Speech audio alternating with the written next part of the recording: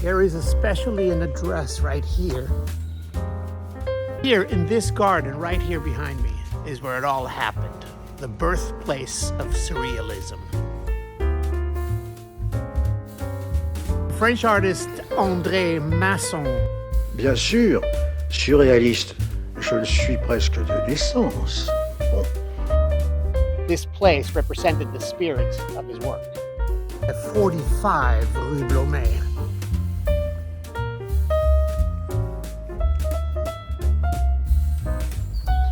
A frequent participant was Joan Miró, who actually lived here down the street. This sculpture, L'Oiseau Lunaire, the moon bird. So after all that surrealism in the evening, the jazz club Bal Blomet opened in 1924. It was sort of the bridge between Afro-Caribbean music and the avant-garde jazz of the time. This is Rue Blomet, which was a very significant street for the art and literary movement, avant-garde movement of the 1920s and the 1930s.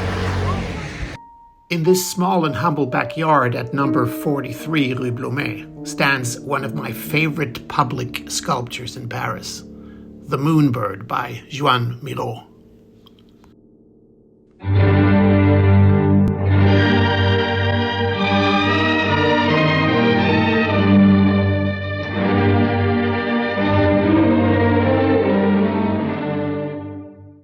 There is especially an address right here, 45 Rue Blomet, which we're going to try to take a look at. It's actually right here, this garden behind me. To advance their exploration of the unconscious, the Surrealists open a research office and issue their own visiting cards. Parents, tell your dreams to your children. Surrealism. Is it the communism of genius? You who cannot see, think of those who can. The French artist André Masson was a key figure in the early Surrealism. And when he came to Paris, he worked and lived right here at 45 Rue Blomet. C'est vous dire à quel point la critique a eu raison et tort à la fois en disant il est surréaliste et il ne l'est pas.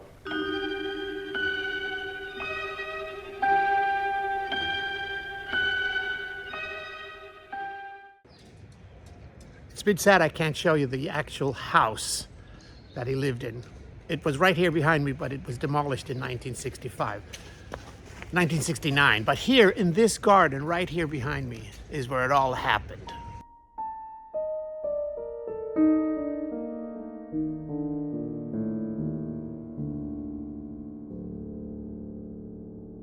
The birthplace of Surrealism.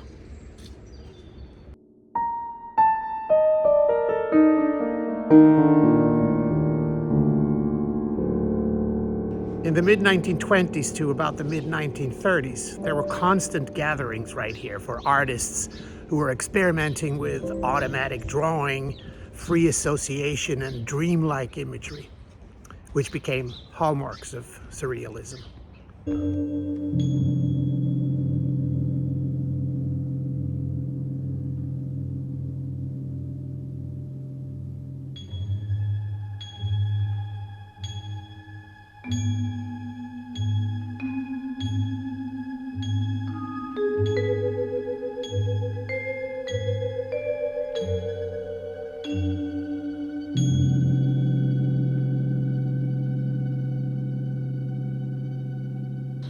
A frequent participant was Joan Miró, who actually lived here down the street.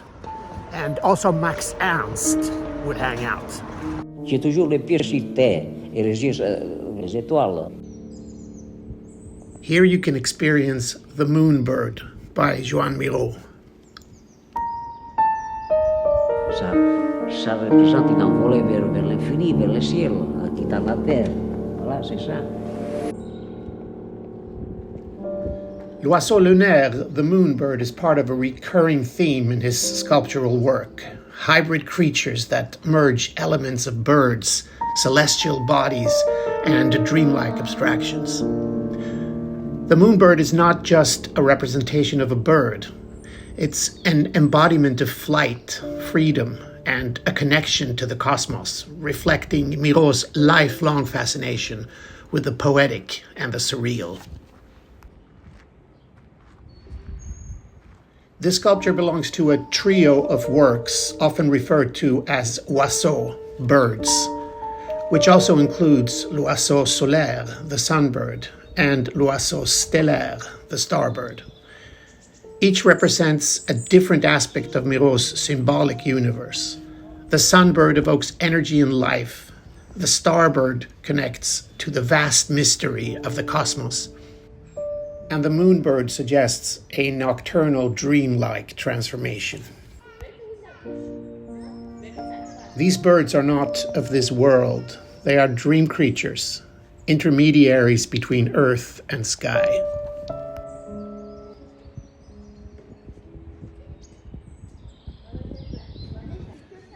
This sculpture, l'oiseau lunaire, the moonbird, was installed here in 1966, and it was donated by Miro.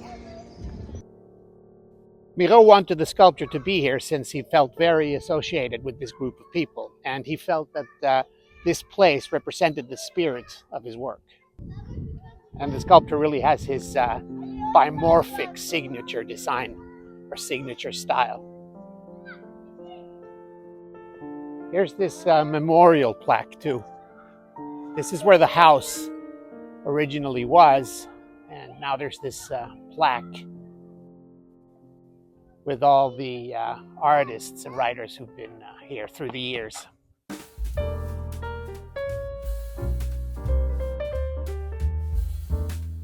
So after all that surrealism in the evening, they only had to walk a couple of, let's say 40 meters, 50 meters, and they would end up at one of the oldest jazz clubs in Paris, the Bal Blomet, right here.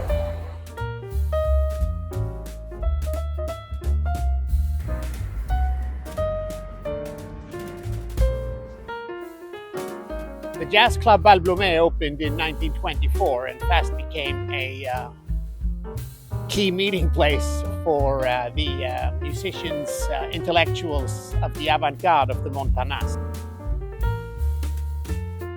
It was sort of the bridge between Afro-Caribbean music and the avant-garde jazz of the time. Over the decades, the club evolved through different areas of Parisian nightlife, eventually falling into obscurity before being revived to honor its legacy as a historic music venue.